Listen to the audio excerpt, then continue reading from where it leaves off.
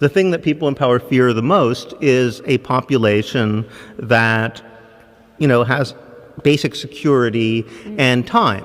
I mean, that started to happen in the late 60s. And look what happened.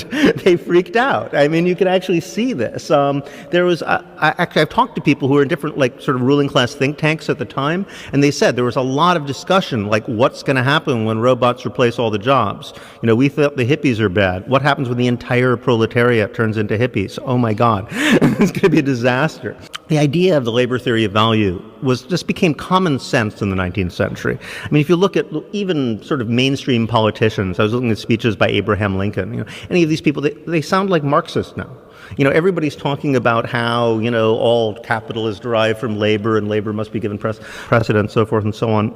So they had this notion that value comes from human labor. The problem is they also had this focus on production, that the factory labor was seen as the sort of paradigm for all labor. It was very macho, males, guys smithing things and banging things and casting iron and so forth was a production line, perhaps, was the basic image. Whereas, of course, most labor is not actually productive if you think about it.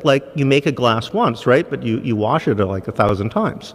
Most labor isn't about making things, it's about keeping things the same, maintaining things, nurturing things, giving them an environment in which they can grow, caregiving, caretaking. So I think that we need to massively reevaluate this. If we're going to take off again, we need to start thinking about what makes work actually valuable, which is that it's a form of care for other people.